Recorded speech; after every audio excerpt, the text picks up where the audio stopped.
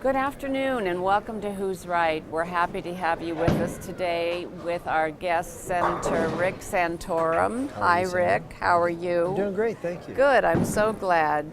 You know, your story is so fantastic. I mean, in your quest for the presidential nomination of the Republican Party, it's so interesting because it's like an American dream story because you started out with no money, in single digits, and took your story to the people, person to person, handshake to handshake, and you did your job. And then in the debates, in the beginning, you had to like beg for a question practically. It was crazy. Not practically, literally. No, literally, yeah. And then as people started falling off the wayside, you stood your ground. You held your ground and you stood firmly and forged ahead and really made your stand in the race. And I think it is an incredible story, and I think it's one of courage and resolve. Thank you. And we're really glad to have you here today, Thank and you. we're very proud of you, Thank really. you. Thank you very The much. job you've done. Thank you. And I know that you have a fascinating history. I mean, your great-grandfather came here from... My grandfather. Your grandfather. Your grandfather And came my here, dad. Right. and your dad came here from Italy. Correct. And it wasn't easy to be Italian when your grandfather came here. Yeah, he came in 1923, right at the end of 1923, and it was a big wave of immigrants from Italy. He came sort of right at the very end of the wave, and it was a tough time. There was a fair amount of hostility at that time because there had been such a large influx from Italy, and he went into the auto factories in Detroit, worked there for about 3 or 4 years, and then eventually lost his job. Went back to Italy just for a brief period of time just to see the family because he came over by himself. And came back again in 1920. Like I said, he was gone for a month or two, and then came back and ended up in the coal mines in western Pennsylvania. He did the what? Ended up in the coal mines. Coal mines. Yes. Okay. Yeah, he was right outside of Johnstown, Pennsylvania. Uh-huh. And he ended up working in the mines.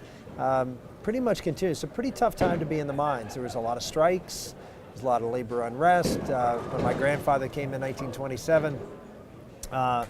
He came to a company town. He didn't get paid in cash. He got paid in coupons that had to be used at the company store, and it was my gosh. it was not it was in many cases somewhat servitude. It's almost like grapes of wrath. Yeah, it really was, because you didn't get paid in cash, and as a result, you really couldn't leave because you got. So eventually, they fought and were able to get paid in cash, and he was able to get out of the company town and make his way again through the years of the Depression, as it turned out, and but he did okay. I mean, he was able to continue to work in the mines. He left the mines for about a 3 or 4 year period of time. Mm-hmm. Opened up a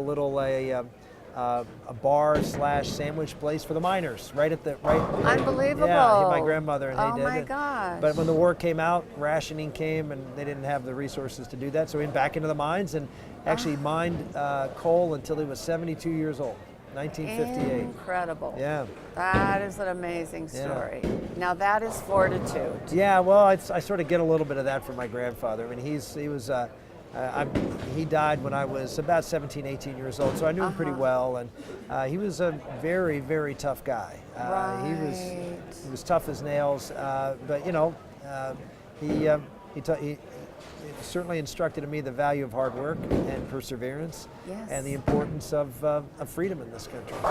So that's where it comes from, that strong resolve that you have. And my dad was the same way. I mean, my dad was a very, in a sense, he came when he was 7 years old, and committed to this country, and understood the value of hard work, and that was always drilled into my head. Never give up, hard work, persevere. That's how you succeed in America. And if you have a great idea, that's great, but you'll succeed if you just work hard at it and don't give up. So that's why your parents influenced Yeah, you. parents, grandparents. I mean, we were very, very blessed to grow up in a home where, you know, I got a chance to see my grandparents and my aunts and uncles, and Yeah. it was a great nuclear family, but beyond the nuclear family. Yes, and I know that your mother is still alive. She and is. She's 93. She's amazing. Going I've strong. seen her on TV, and Yeah, it's just lovely. She's a sweetheart. Yeah, that's great. So, where did you go to college, and what did you decide? What did you major in? and Well, want I to actually do? grew up in Western Pennsylvania. My senior year in high school, I moved to Chicago and ended up north in Lake County, right on the border here of Wisconsin. Oh And, my gosh! yeah, and so we used to come up to Kenosha to Wisconsin every now and then, the Dells Is and that things right? like that. Yeah. Okay. When I was in high school, and after I graduated from high school, I went to college at Penn State. Went back to Pennsylvania. Got active in politics there.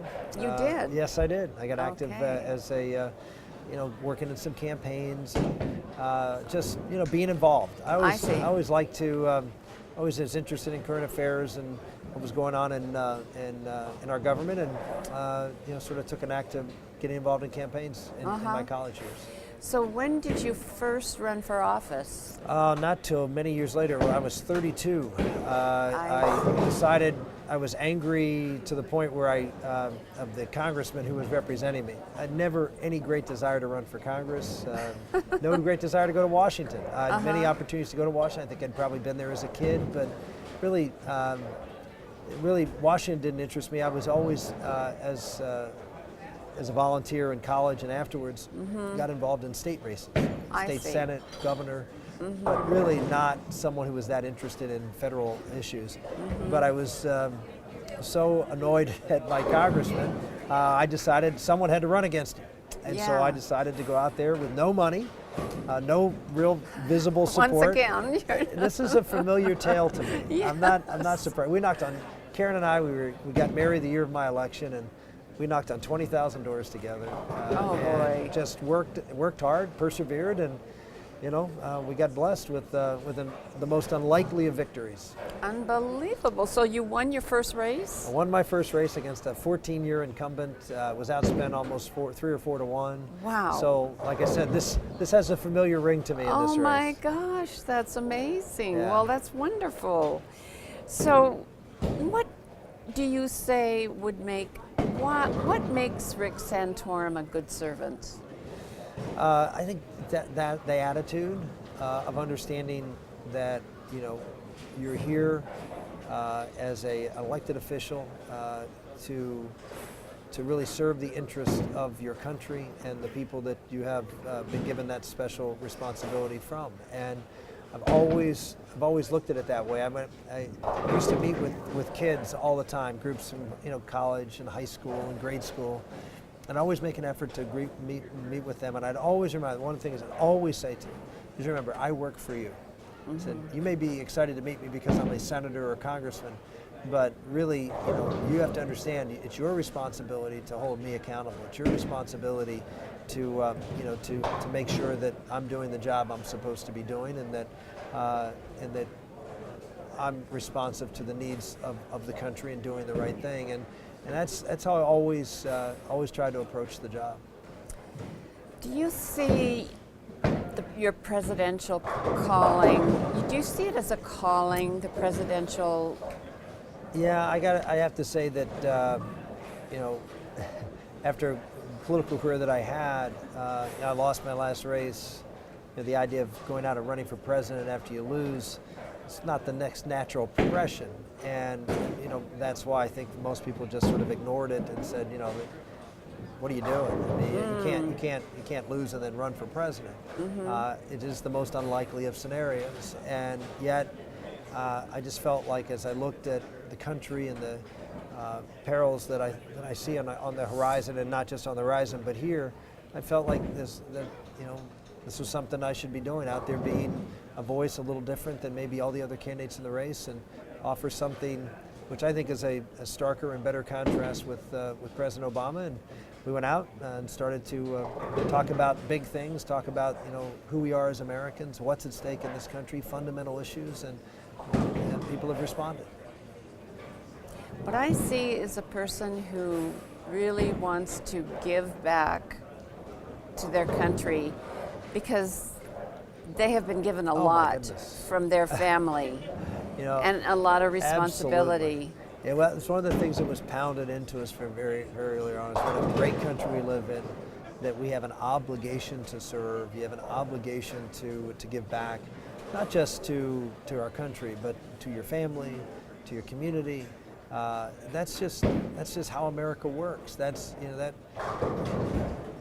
how maybe it's through the immigrant's eyes of my father, and that was instilled in me. But it's just so apparent to me that America works best, and life is best when you try to have a servant's heart, and that's what really I found early in life. The stuff that really makes you happy is not when something happens that's good for you, but when you can make good things happen for others. And that gives you a kind of special enjoyment that makes a difference in the world. Right, yeah. I see a Rick Santorum that doesn't want to let the people down. Well, I would say that we all have to go out and do what we think is the right thing to do. And I've been very, very blessed in all of my time in politics that the people have stood by me and stood with me and sacrificed a lot. And I see the people that come out to these rallies, and they're not the CEOs of companies. They're folks who are out there, some cases barely making it, and but understand the values that made this country great, and don't want government to take care of them, don't want to trade freedom for security. And I think that's what encourages me the most. The people who might, and otherwise maybe in other countries, be willing to make that trade-off so they could have a safer or more secure life where the government is providing for them, who are willing to go out there and fight and scrap and claw for themselves and their family, as long as they have the chance, as long as they are given the freedom to do that. And that's inspiring to me. Yeah. Well, we need you, so keep it up. Well, Keep thank you going. very much. We are going to keep going. Thank you so much for being with Thank us. you, Sandra. Appreciate Thank it. you. And thank you for joining us. Go to our website, whosright.org, and let us know what your comments are, and we'll see you again soon.